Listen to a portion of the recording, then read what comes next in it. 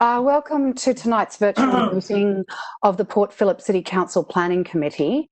The City of Port Phillip respectfully acknowledges the Yalukit Willam clan of the Boonwurrung and the traditional owners of the other lands where we meet from today. We pay our respects to their elders, both past and present. We acknowledge and uphold their continuing relationship to this land. So everyone, tonight's meeting is being held via the Webex platform and streamed via Council's webcast page. Whilst we have planned for this online meeting, there is always the risk of technical issues arising that are beyond our control. So if we experience any of these technical difficulties tonight, we will adjourn the meeting for a short time to resolve the issue. And if the issue for some reason cannot be resolved and the meeting cannot continue, then we will adjourn till tomorrow evening and details will be circulated to the public as early as possible. Now, our meeting procedures have been altered via resolution of Council to hear all submissions from members of the public at the start of the meeting. Additionally, voting on all motions will be under division, where the Chair will call upon councillors individually in rotating alphabetical order to state their vote. So we'll start off tonight with apologies. Councillors, do we have any apologies? No, I believe we're all here.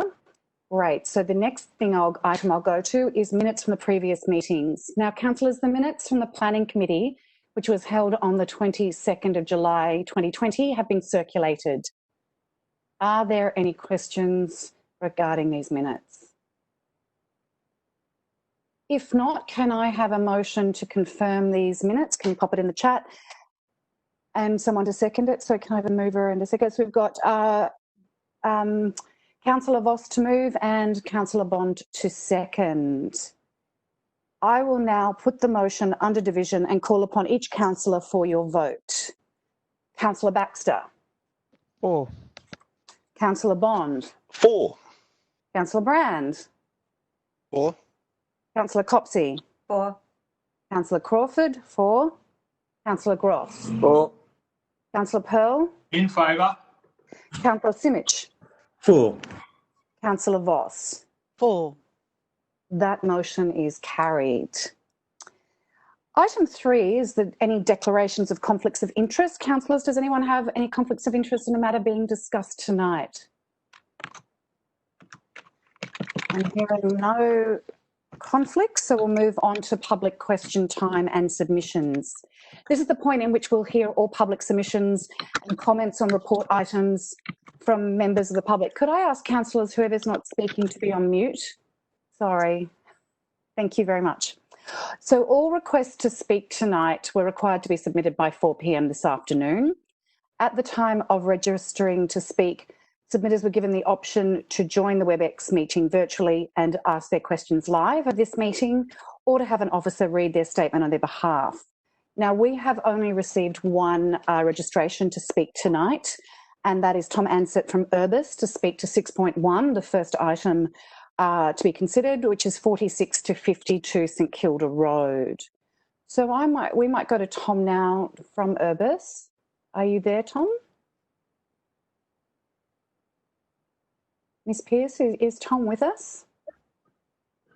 Hi, councillors, can you hear me? Yes, we can. Fantastic. Great. So Tom, yeah, would you like to get underway? Yep.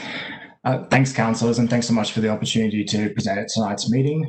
My name's Tom, I work for Urbis, so we're town planning consultants acting on behalf of our client and the permit applicant, that's Caspian Development Group. So the subject site at 46 to 52 St Kilda Road presents an opportunity to provide meaningful infill development along one of Port Phillip's prominent corridors. The site has excellent locational attributes that this application is sought to respond to and extend on. So the main purpose of this submission is to step you through the application process and the key changes to the proposed built form as recommended. So as noted in the officer report, the subject site benefits from an existing approval for a residential development. Due to the age of this permit and the introduction of the design and development overlay to the site, a fresh planning permit application was made. Following Council's initial assessment, the submitted height and proposed setbacks were raised as key issues by council officers. The applicant sought to address these issues by reducing the height of the building from 9 levels to 8. The proposed setbacks were retained, and this was supported by legal advice in relation to the setback requirements of DDO 34. Importantly, the reduction in the height to 8 stories was considered to be a reasonable concession in this application, in consideration of the application to the immediate south of the site, which is 54 to 60 St Kilda Road. This application, which Council has approved, presents a similar height in the streetscape. As such, the reduced height was considered to be an acceptable outcome to reinforce consistent building heights along St Kilda Road, while providing an appropriate transition to taller development towards St Kilda Junction. Following advertising, we worked with council officers to determine their key remaining concerns, as well as concerns raised by objectors.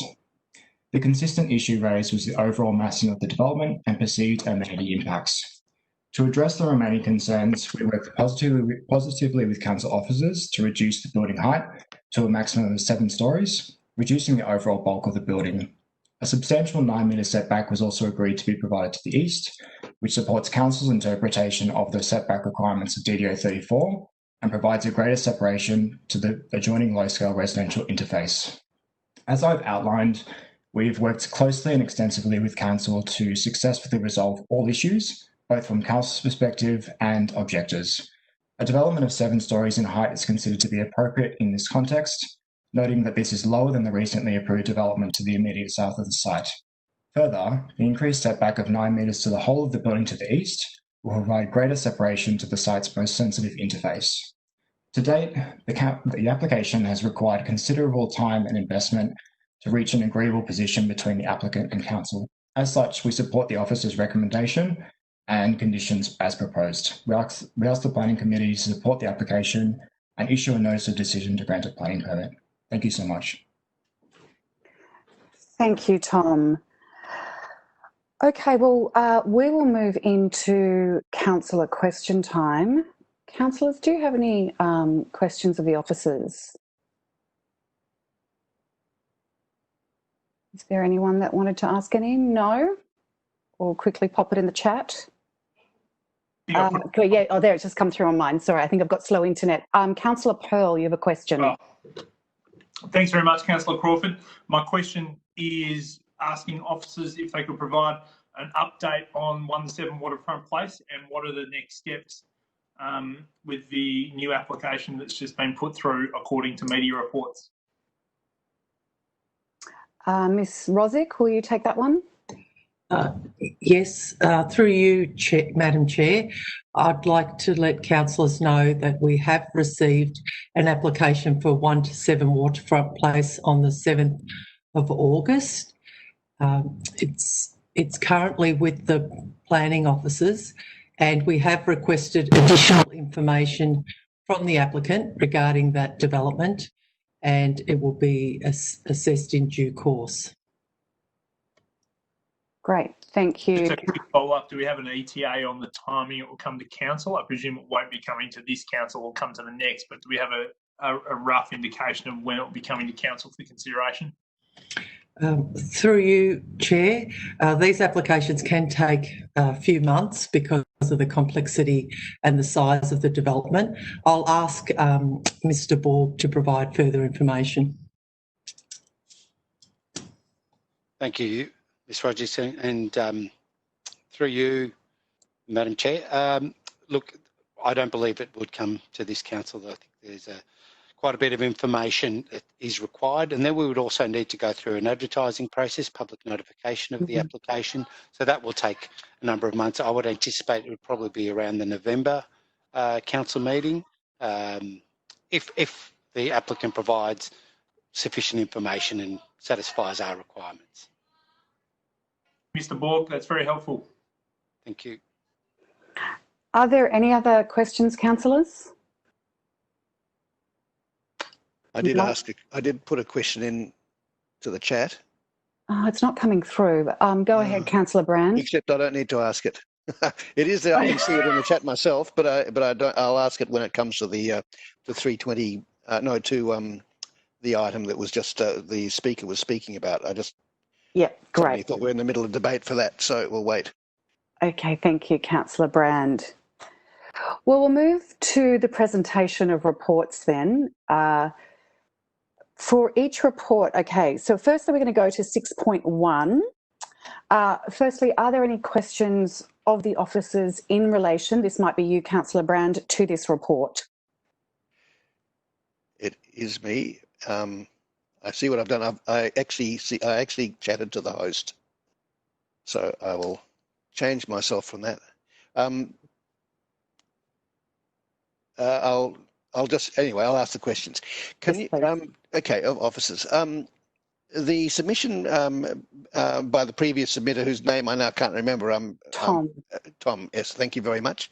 Can you just confirm what I heard was that he was saying that the applicants are basically willing to conform with every requirement, at least in terms of the massing, that's the height and the setback at the side, as proposed in this in the officer's recommendation.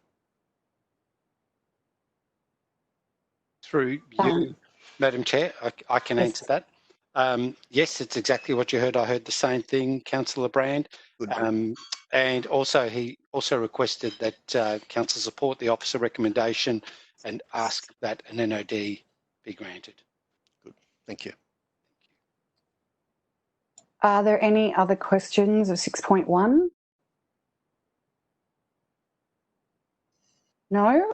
Councillors, we have an officer's recommendation. Would someone like to move this or something different?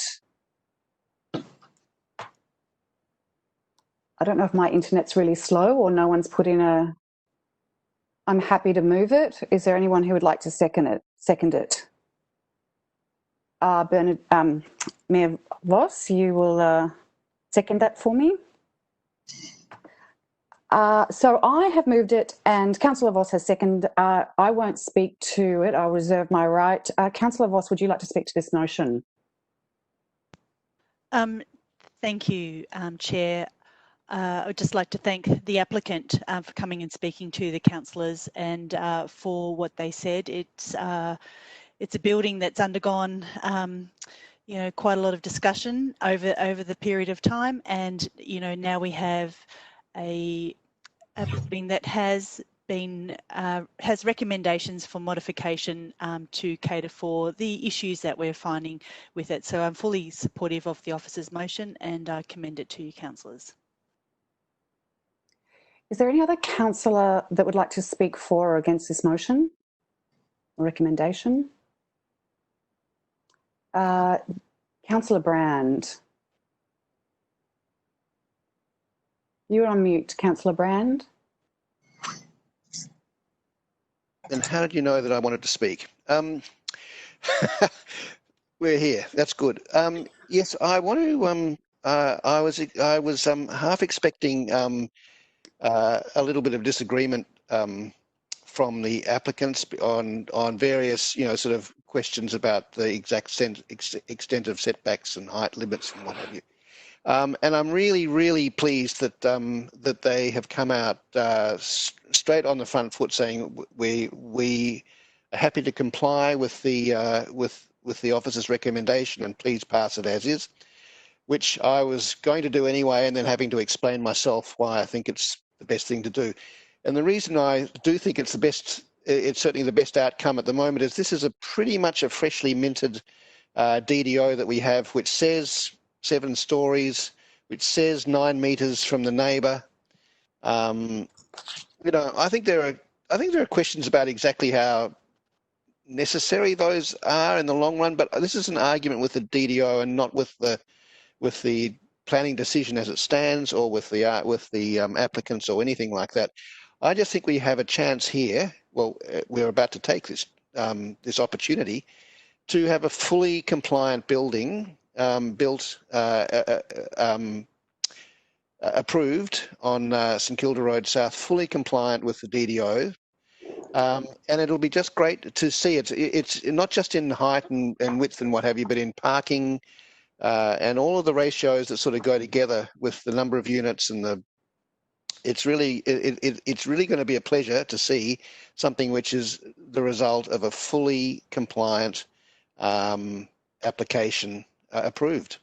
And at this point, I think it's really important that we support the DDO the way that we are doing and the way that the applicant is also doing. So very grateful to see the outcome and very grateful that it's taken this particular course of action. So good. I'll certainly be voting for it. Would anyone else like to speak for or against this motion? I will just note something then before we go to the vote. I'd just like to commend the applicant for being,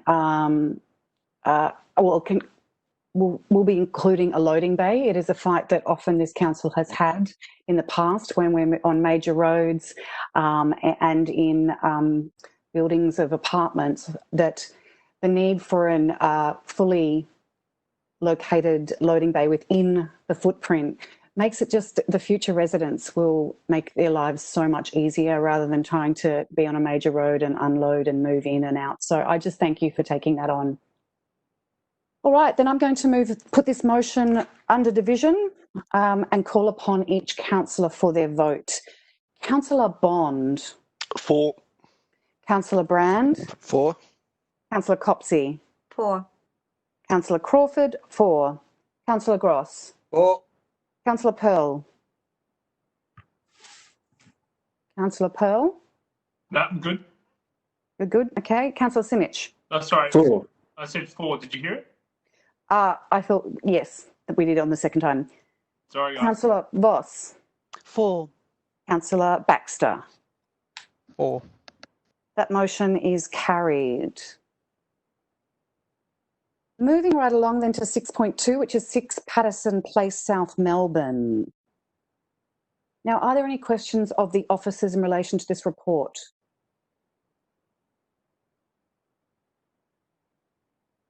There being none, councillors, we have an officer's recommendation. Would someone like to move this or something different? Is that, Councillor Voss, was that just yours? I haven't done the trick of underlining it. Are you moving it, Councillor Voss? Yes, I am. Great. Do I have a Councillor second? Pearl's happy to second. Great, thank you. So, Councillor Voss, would you like to speak to the motion? Thank you, Chair. I'd just like to recommend to all of you councillors that you support this application for demolition and the development of a new home on Patterson Street in South Melbourne. You might have been to this site. This is the previous site of one of the iron houses, which are often open during the open home program. One of them used to straddle this site and it was removed, and the heritage status wasn't removed with it. So that's why there is a bit of an anomaly and why we're seeing this tonight. So we need to update the planning scheme to make sure that that's truly reflective of what is on this site. So I'm very comfortable with the demolition of this former electrical substation that has been converted to a toilet to be demolished and to make way for the future home that this application talks about as well. So I commend this to you, councillors. Thank you, Councillor Voss. Councillor Pearl. Thanks very much. Agree with certainly the rezoning of it. A little sad that the substation can't be in some way integrated into the design, but understand we need to move with the times, and the heritage advice and the heritage value of the substation appears to be fairly light on. Having said that, there are some beautiful substations in South Melbourne, and one particular beautiful Art Deco one in Portland, which we better check the heritage off. But hopefully in 50 years' time, we're not making a huge mistake here. But I think the design of the house that's replacing it is a good addition to the streetscape in South Melbourne. I think most people living in the area would be happy to live next door to that property. So happy to support this reasonably technical item. Are there any other councillors that would like to? Councillor Brand. Thank you. It's working. Same as Councillor Pearl. Look, there was a time when substations, a long period for generations, substations were taken seriously as important pieces of public architecture, and they deserve to be preserved. But this one is not all substations were great works of art. and this one wasn't. It's cute, but it's nothing more than that. I'm happy to see it go. I think that this building itself is actually quite. It's quite an ideal. It's an exercise in an ideal way of occupying a small site in a very, very densely packed urban area. It's a cube of living. It's quite clever, I think. It's very spacious inside, in fact, but it's how to sort of drop a little cubic box of 2-story of actually pretty luxurious living into a site like this. And in a funny sort of way, it's got something similar to the iron houses around it. It is like a concept which has been dropped on the site, and a very small one. And this is the 21st century one of packing, 3 bedrooms. I can't remember now of pretty gracious sort of family life with something on top into one of our densest suburbs. And I'm really going to be pleased to see it, see how it works, see it as a model for how we might live in the tiniest bits of the inner suburbs of our city, anyway. So yes, I'm happy to be supporting this. Thank you. Any other councillors want to speak to this motion? If not, I'll go back. Councillor Voss, did you want to close at all? No. So I will now put this motion under division and call upon each councillor for their vote. Councillor Brand, I'll begin with you. 4. Councillor Copsey. 4. Councillor Crawford. 4. Councillor Gross. 4. Councillor Pearl. In favour. Councillor Simic. 4. Councillor Voss. 4. Councillor Baxter. 4. Councillor Bond. 4. And that motion is carried. Next item is 6.3, which is 320 Plummer Street, Port Melbourne. Councillors, are there any questions?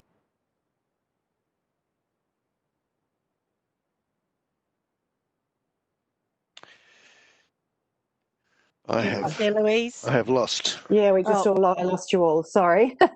There was an internet. Sorry, was there anyone who would like to speak, ask questions of the officers? No? Okay, councillors, we have an officer's recommendation. Or would someone like to move this or an alternative? Councillor Voss will move. Do I have a seconder? Councillor Brand to second. Oh, I managed. Okay, so Councillor Voss, would you like to speak to the motion?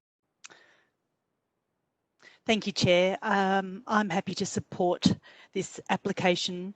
320 Plummer Street at the moment is certainly leading the Wirraway resurgence of modern living at the moment in Fisherman's Bend. The towering development is really the only one that's been finished down that particular end, and it's really quite amazing to see the activity that's going on down there that we've never seen before. A place that previously just had trucks driving past and cars driving past is now alive with people on the streets and going in and out of that building. This application is really, it's a Section 72. It's looking at changing some of the use in the building. It's not looking at changing the actual size of it or anything like that.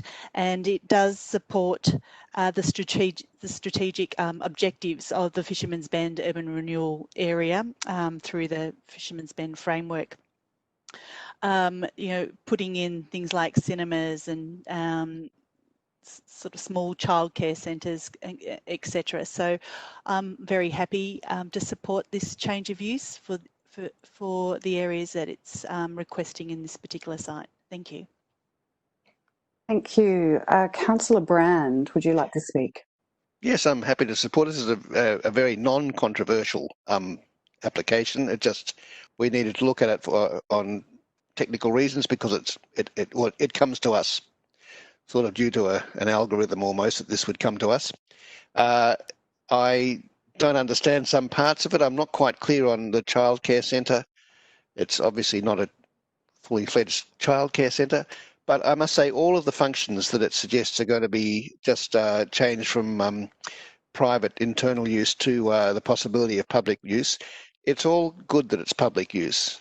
All of these sorts of things should be public use, and if it's taking away some of the amenity exclusively for the residents in the block, well, bad luck. I would hope that the building next door that eventually gets built will also have public facilities that the people in this building can go and use, and the people from that building can come and use this one.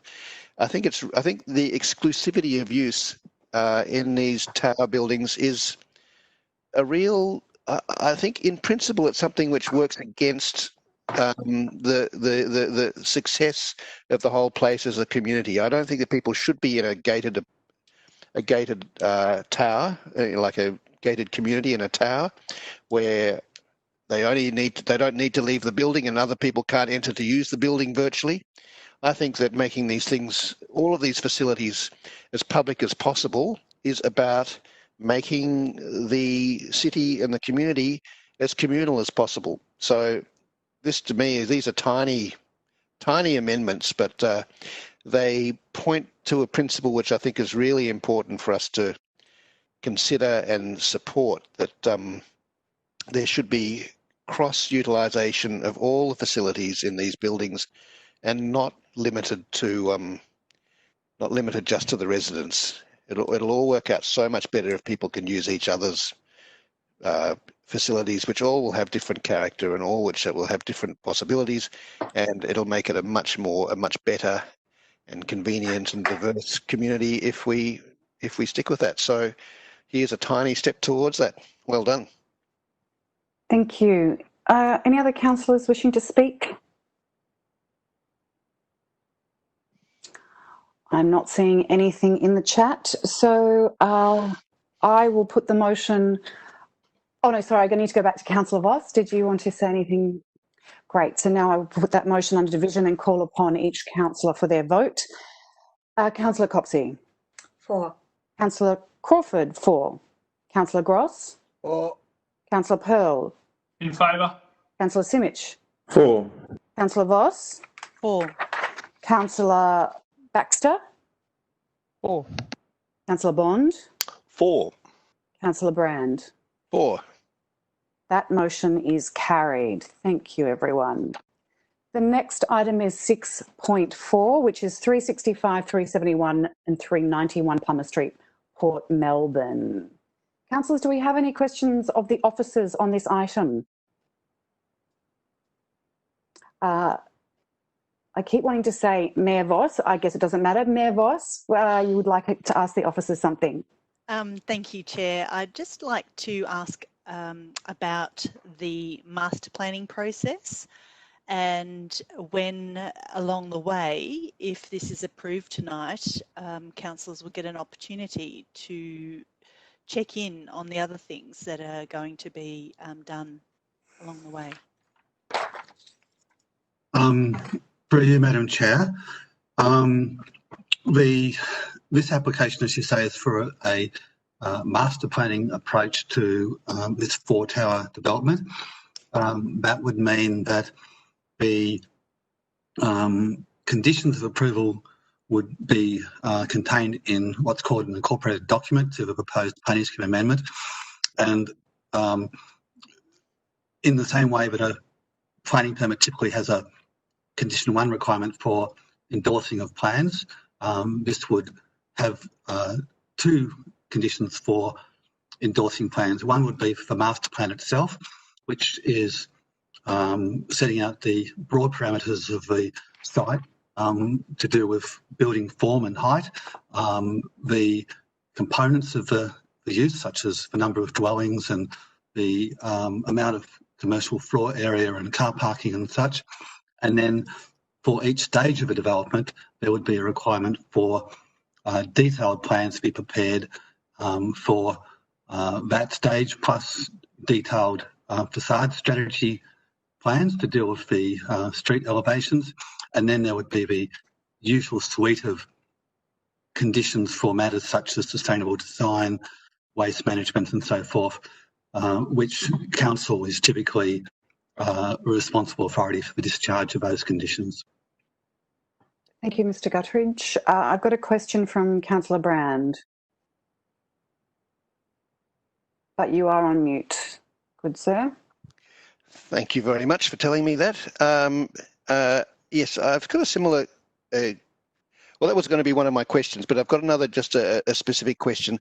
There is a document that I've been sent by officers, which is the to do with the massing of the proposed massing of the master plan massing of the development. I can't seem to see all of it when I'm looking at it, and I'm wondering if it's possible for officers at some point to share it on the screen. I think they know which one I'm talking about, because I do want to discuss the what we'd need to do just to. I'm really sorry that I'm not better prepared than this, but I just want to see some of the proposed massing and where the officer's recommendation suggests that we should not approve it. Through you, Madam Chair, councillors, there was a markup prepared by our urban designers, which was included in the report and the attachment, but looking on screen, I can see that for some reason that image has dropped off. So our apologies for that. I will do my best right now to put that up on the screen and then talk to it for you. Many thanks. Okay. Sorry, I'm just, if I can maximise my screen, I'm just. I don't know if we're able. I'm just going to check, Mr Gutteridge. We can't actually share your screen through Webex, so we won't be able to do that. Yeah, I will try and talk to it in that case, councillors. The main areas of non-compliance, there are two areas of the podium walls where there is a mandatory 4-storey wall, and the building is proposed 6 stories. So that is along the westernmost lane and along the rear of the property facing the new road. With regards to the towers, the non-compliance is predominantly with the stage 4, the last stage, the westernmost stage, and it's to do with the setbacks of the towers from the 6.5 metre wide lane and from the 10 metre lane. And there's some elements also of the stage 3 tower where that comes into non-compliance. It's in the order of about 2 metres, which needs to be to meet the minimum requirements. It's in the order of about 2 metres from Western Lane, and a similar dimension for stage 4 from the 10 metre lane. And for the stage 3 building, it's approximately about 4 metres need to be excised off. So we are saying that we don't see the building or the site as being especially constrained from meeting those requirements, and the officer's recommendation is for that matter to be complied with, and it would be a matter for then the department, the minister, to determine on final setbacks and the like. Thank you, Mr Gutteridge. Another question from Councillor Voss. Thank you, Chair.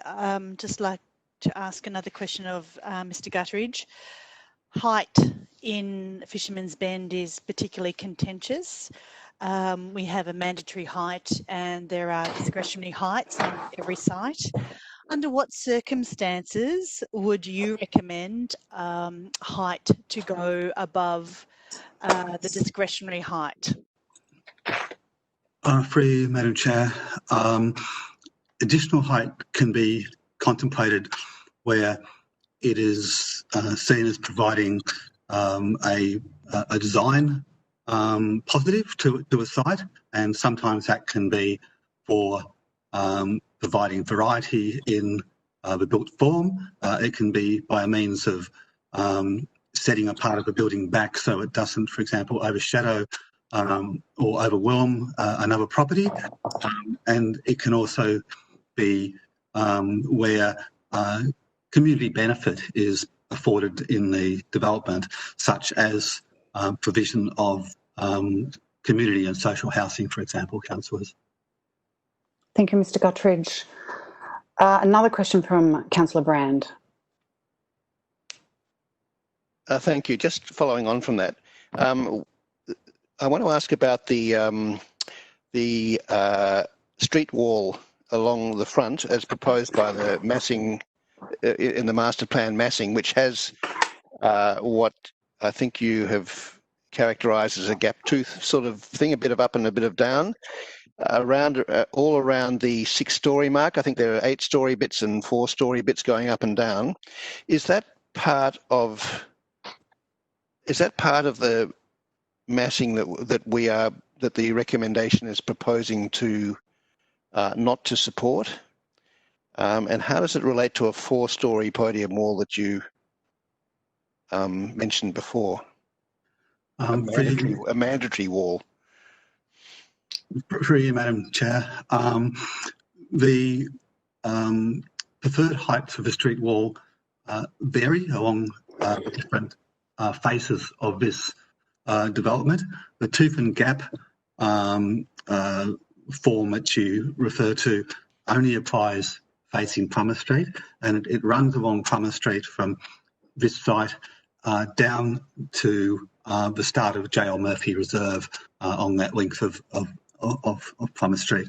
And what it seeks to do is where we have a very broad site such as this, to break up the building form, so it's not just a uniform or monolithic shape. It's more varied, and it requires that a certain proportion of that street wall be limited to 4 stories, but it also allows the street wall to be higher than would otherwise be permitted. And in this instance, the applicants have chosen to take the higher heights to the corner elements, to the corners of Plummer and Salmon, to the corner of Plummer and the 10-metre wide lane, and then to the corner of Plummer and the 6.5-metre wide lane. The other part of my question, Mr. Gutteridge, was, and I just because the recommendation is structured with a reference to a whole lot to Section 11 of the thing, and I just am finding it hard to find what the recommendation is in Section 11. Are we proposing to refuse or recommend against that design of the street wall, or are we proposing to allow it? Through you, Madam Chair, the Office of Recommendation and Assessment is that the tooth and gap approach on Plummer Street complies and is satisfactory. The assessment is that, in fact, street walls in general are satisfactory, save for those 2 sections along the side lane and along the rear to the new street, where there's a mandatory requirement for 4 stories. So there is no discretion in that regard to that side laneway and to the rear. Okay, I'm catching up with you. Thank you very much indeed. Are there any other questions, councillors? Councillor Brown, did you have one more? Just one more. With regard to the very top of the I think it's a section. I think it's anyway. It's the north. It's the north. It's the back of the block building, sort of at the furthest north, facing onto that new park. And the question of whether it could go higher than the preferred height. I think it's the preferred height by continuing to step back up. In fact, I want to ask whether that stepping effect is being recommended for or not for, and also in Section 4, all of that infill between the podium and the tower is a whole series of steps too, and I'm wondering whether that's something which we're proposing to allow or not allow, or recommend for or against is what the real thing is, isn't it? Through you, Madam Chair, the officer assessment raises concerns with the overall height, but we do not raise a concern with regards to the stepped arrangements. We simply note it in the description of the building. The issue with regards to height is twofold. This is a site where the preferred building typology asks for what's called a mid-rise building, which is a building of 7 to 15 stories. It is also an area where preferred maximum heights are expressed, which are higher than that 7 to 15 stories, and this building seeks to go up and to a little bit beyond that. But as an answer to an earlier question, higher height can be considered because those height controls are preferred and not mandatory. And in this instance, the applicants are seeking that additional height, and it is open to council and the minister to allow that if they feel that the architecture and so forth is satisfactory, and that issue of before mentioned of the community benefit that might flow from that. Okay. Great. Thank you very much. Thank you. That was the last question. So, councillors, we have an officer's recommendation. Would anyone like to move this or something different?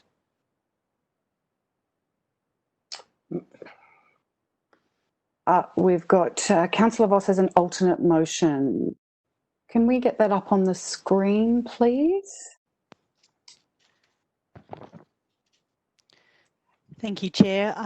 That motion is a small addition to 3.1.1-2 with the addition 0.1, and that is a condition requiring the affordable housing to be gifted to a registered housing agency or other housing provider or trust. Great. Do we have a seconder for this alternate motion? Councillor Copsey to second. Okay, since we have a mover and a seconder, Councillor Voss, would you like to speak to the overall motion and your alternative motion?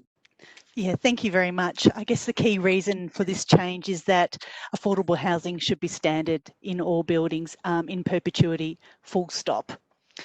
If we, council and the state, are really serious about ensuring that there is housing diversity and affordability levels, then we have to lead. We have to show how it's done. City of Port Phillip has been a trailblazer for decades in this area, and it shouldn't stop now. Nothing has made this more salient than the current pandemic. So this is what enables people to live and to work in their suburbs. I'm talking about teachers, I'm talking about nurses, maybe the barista, the cleaners, artists, business operators, everyone.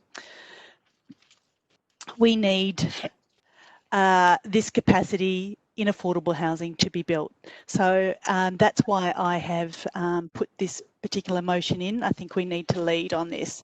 In terms of the rest of the motion, master planning, this site over 10 years may have been a significant issue for me 5 years ago, but there's been a lot of work that's been done with the state and council working alongside the state, which has meant that many of my concerns will be captured and dealt with along the way. We, have had a bad experience in particular with the one Ingalls Street development many years ago in terms of its master planning process, and it actually wasn't a great outcome. But master planning also means a huge lack of detail to guide us tonight in our decision. But I can say there's actually a lot to like about this application. We've got additional roads and lanes, we've got a park, we've got a good commercial space and retail flexibility that can change depending on what's going to come at us in the future. We've got setbacks from Plummer Street and, of course, the 6% affordable housing in the application. It speaks to many of the strategic objectives in the Fisherman's Bend urban renewal documentation. And I also support the variation to the height that as proposed by the officers. There are limits for a reason. If the developer would like to increase their height, then there's a method to do this, and that's through the uplift for social housing. So for every new apartment, for every 8 new apartments that they want to build over that preferred height, 1 additional social housing is to be developed. It's really simple and it's clear, and that's the way that we should progress this. It's how it's been outlined in the framework. So this provides the community benefit that will be sufficient for us to agree to additional height. So I commend the motion. Thank you. Thank you. Councillor Copsey, would you like to speak to the motion? Thank you, Councillor Crawford. Mayor Voss has outlined her reasoning behind the motion really clearly. I just wanted to endorse and emphasise the importance of securing housing in perpetuity. If we're only securing units for a couple of decades, we're really just kicking the can down the road. And so it's very, very important, and it's City of Port Phillip's social housing policy setting that we secure social housing units in perpetuity so that people are able to settle in and build lives and stay in our city. The notion that Councillor Brand was speaking to before in relation to having buildings that are welcoming and not exclusive goes to keeping our city livable in terms of people being able to secure housing within their budget as well, and making sure that there's diversity of housing available, not just in form, but also in accessibility. So I think that this is an excellent condition to include. I thank the Mayor for putting forward this alternative motion. I'm happy to second it. Okay. Would any other councillors like to speak to the motion, for or against the motion? Councillor Brand, you're on fire tonight. Slow burn. Simmering away. Yes, I want to strongly support Councillor Voss on her position on this, and I think there's a degree of generosity built into the officer's recommendation here for extra height and various allowances, which I was just trying to work out before exactly because I couldn't quite tell, but I'm pretty happy, pretty confident that we've got that right. Along with affordable housing, there is also a battle going on, which has been a perennial one in planning, which is the battle to retain detail and good design in big developments. You can get the best architects in the country to put together a great design, and in the old days what happened, they put together a great design, they rendered it, they made it look fantastic, we all thought this is wonderful, we'll approve it, so we approve the plan, and then the developers go away and sack the design architects and bring in architects that specialise in cheapening it down and putting sort of facsimile detail back into it at a much cheaper rate. And we lost a huge degree of quality and integrity in the buildings that we approved in that process. Since then, we've found a way of retaining architects through the whole process more often, from the initial design right through to the end of the design, but it's through the novation of the contracts, and it has come at a huge cost as well, where the architects who initially designing to I guess impress and inspire and allow the public embrace of their building, then turn around and become, instead of the architect of the owner of the building, they become the contractor to the builder who is trying to save money at all costs, and they start doing the cost cutting themselves, and start sort of because they are employed on that basis to do this, they basically start sort of gnawing away at their own designs, which is a terrible position to be in. And that's the way the modern world is working. So there are built-in dangers to the integrity of the architectural integrity of every development now that works this way. And we have very few ways of countering it ourselves as a planning authority.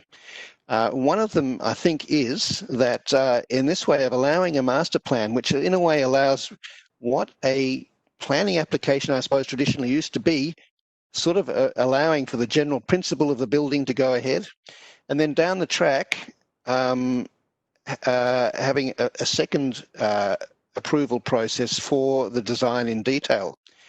And, you know, that's when the dumbed down detail is going to come to us, you know, the cost cutting detail, but it is also the time when it actually is an approval that they're seeking rather than council just sitting back and standing by and watching it sort of get dumbed down.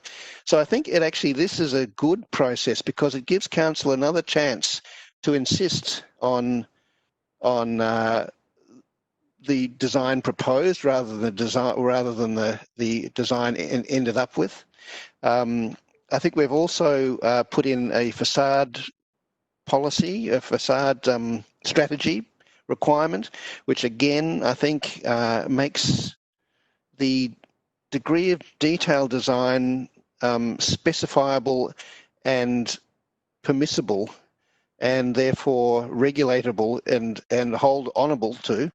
I think that's another mechanism which is built into this approval. So I'm actually hopeful that that this approval will actually manage to hold on to detail. When you look at the quality, when you look at the massing diagrams here, the whole thing looks a little bit sort of dumb and clunky. When you look at the renders that have been supplied by the architects of the future of this site, these are beautiful renders. They make the whole place look as beautiful as a commercial, a huge commercial development like this is ever likely to look. And they're really impressive. It's how we hold on to that and how we make sure that our approvals for the detail that will come down the track still live up to what's promised in those renders. That's going to be our challenge. And if we manage to do that, this will be a fantastic development in terms of its look and feel, and hopefully in terms of its actual content as well. So anyway, I'm fairly optimistic. I mean, it's potentially a really, you know, terrific, beautiful, fine development, and it's also potentially not, depending on how this process works out. But I've got hopes for it, and I think that's why I'll be voting for it and supporting it. Thank you, Councillor Brand. Is there any other councillors that would wish to speak to the motion? Councillor Voss, would you like to close? Yeah, I would. Thank you, Chair. I'd just like to thank the officers for their detailed report and all the work that they've had to do very quickly under this sort of process. I'd also like to thank the applicant for their generosity and the community benefit and just wish them all the very best for the approval through the 20 Part 4 process. So, and I commend the motion, councillors. Great, so I will put that motion under division and call upon each councillor's vote. Councillor Crawford, 4. Councillor Gross. 4. Councillor Pearl. 4. Councillor Simic. Councillor Simic? 4. Thank you. Councillor Voss. 4. Councillor Baxter. 4. Councillor Bond. Against. Councillor Brand. 4. Councillor Copsey. 4. That motion is carried. We have 6.5, which is the item that is statutory planning delegated decisions for July 2020. Are there any questions about this item for officers? No. If there are none, I have a mover. Councillor Simic. Do I have a seconder? Councillor Voss. Councillor Simic, would you like to speak to it? No, thank you. Councillor Voss? No, thank you. Would anyone else like to speak to the item? So I will now go back to Councillor, you don't want to Simic, do you want to speak to it again? No. I'll put that motion under division and call upon each councillor for their vote. Councillor Gross. For. Councillor Pearl.